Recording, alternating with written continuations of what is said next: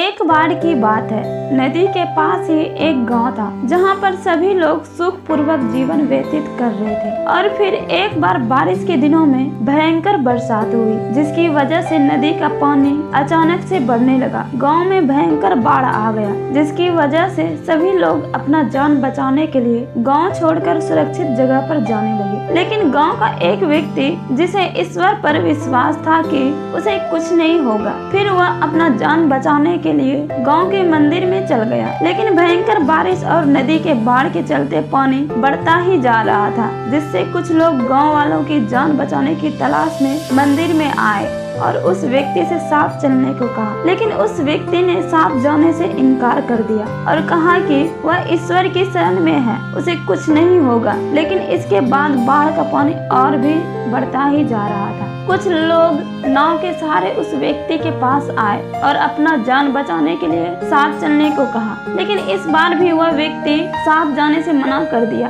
और कहा कि वह औरों की तरह नहीं है, ईश्वर उसे खुद बचाने आ जाएंगे। लेकिन जैसे जैसे बाढ़ का पानी बढ़ता जा रहा था, उस व्यक्ति को लगने लगा कि वह अब सुरक्षित नहीं रह पाएगा। फिर वह अपना जान बचाने के लिए मंदिर के ऊपर गुम्बद वाले हिस्से पर चला गया। लेकिन फिर भी पानी बढ़ता ही जा रहा था। तो फिर कुछ लोग हेलीकॉप्टर से बाढ़ में फंसे लोगों की मदद करने के लिए आए और हेलीकॉप्टर के जरिए नीचे रस्सी लटका दिए और उस व्यक्ति से बोले कि अपना जान बचाने के लिए रस्सी को पकड़कर ऊपर आ जाओ, अपनी जान बचा लो। लेकिन उस व्यक्ति ने फिर वही बात दोहराया कि वह और लोगों की मदद करे, उसे अपने ईश्वर पर अटूट विश्वास है, उसे कुछ नहीं हो सकता। बार बार कहने के बावजूद वह व्यक्ति उस हेलीकॉप्टर में नहीं गया, जिसके बाद फिर हेलीकॉप्टर वाले लोग अन्य व्यक्ति की तलाश में चले गए। समय बीतता गया और पानी बढ़ता ही जा रहा था, जिस पर उस व्यक्ति को लगने लगा कि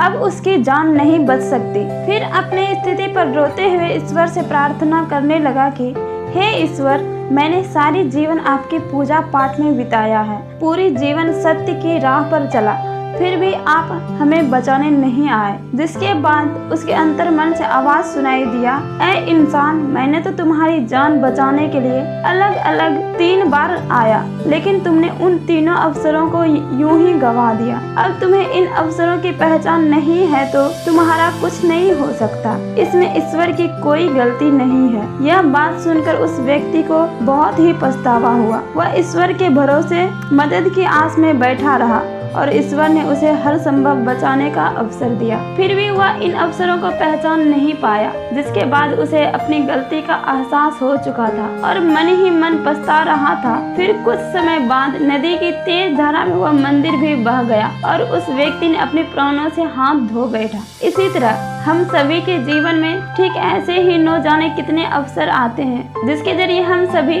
अपने जीवन में आगे बढ़ सकते हैं, लेकिन अपनी अज्ञानतावश बस सही समय का इंतजार करते रह जाते हैं और हमें अच्छा मौका नहीं मिला, ऐसा ही जीवन भर सिर्फ शिकायतें करते रह जाते हैं।